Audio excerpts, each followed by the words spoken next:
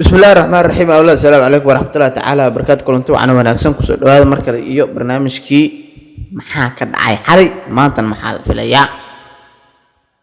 وحا أد أضومها سنتهاي داوشة الموقال كان هدي أكسو غاري أو أدكو سبتها فضلا سبسكرايب سار لايك ده سينا شير غاري سي أغار أصحاب بدن هدي أدهورو أجوكتي لايك تي شير تنسكادر أدي ما سنتهاي وحا lagu guda jiraa gabagabeynta horyaalada iyo macsalaameynta ciyaartooyda qaar ee ka tagay naadi walbo. Naadiga Juventus ayaa xalay gool daro weyn qaadatay kadib markii laba gool iyo waxba ay kaga adkaatay naadiga Fiorentina. Fiorentina ayaa laba gool iyo ewer ugu adkaatay, sidaasna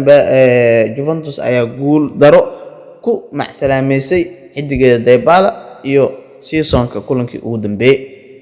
Wallow ay haddana usoo baxay UEFA Champions League laakiin ma fiicneen inay gooldadaas qaadato. Waxaa kaloo ka mid ahaa xalay kulamadii ugu dambeeyay ee lagu soo gabagabay horyaalada qayb ka mid ah horyaalka Ligue 1 Faransa. Naadiga PSG oo gool weyn ku macsalaameysay Angel Fabio Di Maria ayaa naadiga kubadda cagta PSG ayaa gool weyn ku macsalaameysay Di Maria kadib markii 5 gool iyo waxba oo gool ka mid ah uu asiga lahaa ku macsalaameysay ayna ku badisay ciyaarta. PSG oo garoonka inta la soo galenbo wacdareeda ku bilaabatay kadib markii la soo bandhigay heshiis 3 sano ah oo saxiixay Kylian Mbappe oo ku sii joogi doono ilaa 2025. PSG oo taasba ku dheelitirneed ayaa bilaabatay ciyaartii waxaana dardar ay ku bilaabatay Kambi waa lagu kala baxnaadiga Kambi dama xisla gaarna Allah Kambi hore Mbappe oo ku tuurtay labadiis gool iyo hal gool Neymar ah wabillahi kala 3 ibra lagu kala maray. PSG xal taa dhigtay ar yaa dhihi karaan ar sanadka dambe ma tartamaysa yaa dhihi karo. PSG da xal arkay PSG maahan ti aqeena maahan wallow markii la joogo Yurub iyo horyaalka ay kala duwan yihiin laakiin xalay PSG da si u faraxsaneed ee isku leeyahay qaab ciyaareed min Ramos ilaa Mbappe. Ramos xataa soo laabtay shaxda waxa oo fadhiisatay waa arki doonaa 5 gool waxbeen ku adkaatay Neymar iyo Di Maria 2 gool dhaliyeen halka 3 oo ku tuurtay Mbappe heshiiskiisa oo 3 sano ah ayuu 3 gool u bedelay sidaasna lacagihii dakhliga iyo qaniimada u badnaa ayaa sidaas ugu bilowday. Realna sorry ayaan leeyahay maadaama lagu garaacay xidiga rajada weyn ugu qabtay kadib Haaland PSG Haaland waxa ka qaadatay Manchester City iyadoo dheerso Mbappe meel noo sugo Mbappe anaga Real ariidis Mbappe waa lagu kala tagay waxaas Haaland waa la qaatay Mbappe PSG Bushaar Jamaal Agdi waxa la bishi 4 milyan qaado ya 4 milyan xitaa heshiis magaasi xiisid nima hadda soo gadan amala ka dhigayna 100,000 jeebka gasho ya gacan saar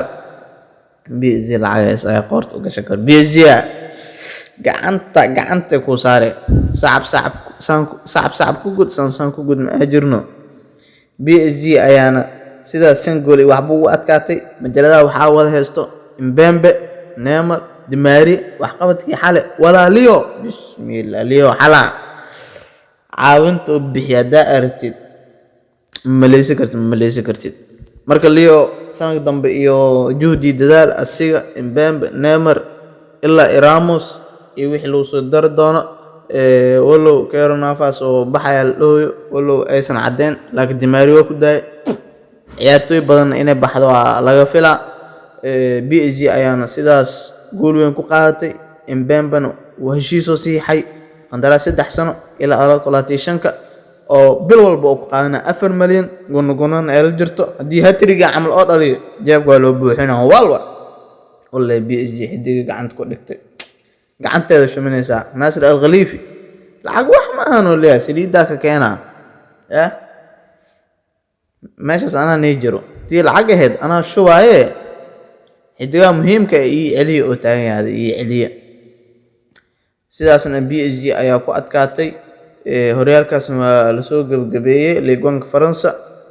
Lyon waa ay badisay 2 gool iyo gool Monaco barbaro 2-2 loo celiyay halka Olympique Marseille ay 4 gool waxba ku adkaatay Saint-Étienne Braga loo celiyay horyaalkaas sidaas ayuu ahaa maanta maxaa la filayaa maanta oo tahay taariikhda 22 May 2022 waxaa la soo gabagabeey doonaa gabi ahaan horyaalka Premier League English Premier League oo majaladaha ay wada qorayaan dhiiran inuu yahay maalintii kama dambaysta maalintii nolol iyo geeri waa la qaaday iyo ma la qaadin Man City qaaday Liverpool qaaday bas maanta loo fadhiyaa waxaa hal mar la wada baaso doonaa kulamada horyaalka Premier League oo ka wada ciyaari doonaan naadiyaasha Arsenal Everton oo kulan top 4 lagu fiirinayo Chelsea ma booskeeda saddexaad xaqiiqsan doona ku dhamaysan doonta waxay soo dhaweey doontaa Watford halka Manchester United iyadana cariir kala kulmayso West Ham xitaa Europe League lagu haysta Manchester vs Crystal Palace West Ham waxay bixi doonaa Brighton sidoo kale kulamada labada suugila yahay nolol iyo geerida Liverpool vs Wolves Man City vs Aston Villa labadaas kulan ugu xamaasada badan horyaalka kulamada kale wax natiijo ay leeyihiin maahan kaalin iyo boos ilaaway labadan kulan loo wada fadhiyaa majalada ugu badan way qorayaan Liverpool ay ku qaadi doonto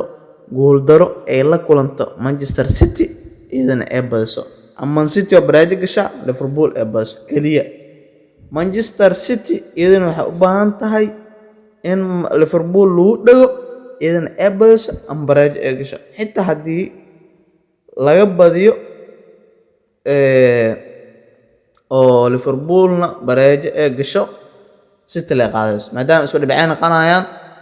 farqi gool la fiiraa horyaalka Premier League City la dagayso Tottenhamna waxay booska gabi ahaan inay kala baxdartaa naadi Arsenal oo kaalinka shanaad ku jirta hadda walow hadii ay Arsenal bayso Tottenham laga badiyo soo sar mari doonto laakiin taas aad la sugeen maadaama Tottenham ay Norwich u buuxso laakiin kubadda cagta waa sarqaan wax walba laga filaa waxa kale jiro horyaalka Serie A kulamo inkana lamid kulamada horyaalka Premier League maadaama labada horyaal kaliya ee tahay la soo gaaray maalinta ugu dambayso ee xil ciyaareedka kulamada 38aad in la go'aamiyo waa labada horyaal kaliya ee soo gaareen naadiga kubadda cagta Inter Milan ayaa soo dhaweey doonta Sampdoria halka Sassuolo ay soo dhaweey doonta AC Milan ayaa booqan doonta Sassuolo labadaas kulan ayaa ish lagu hayaa yaa qaadi doona horyaalka ma Inter Milan mise waa AC Milan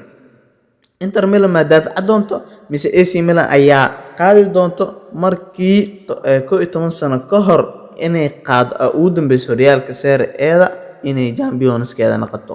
balse caaba wax walbo waa ay rajeynayaan qubadooda ay isku geey doonaan hal saac ayaa la baaso doonaa kulamadaas Inter Milan vs Sampdoria meel ku qoro Milan iyo Sassuolo labadaas kulan ugu xamaasada badan horyaalada ka hadal ma lahan waa markay kulamo soo dhamaadaan leen walbo oo ama falashada garo markii ciyaarta ay bilaabato kale laba gool wax hadii la kala siiyo xogaa waa la rajo dhiga laakiin kubadda cagta ilaa 90 daqiiqo waa wada arki doona insha Allah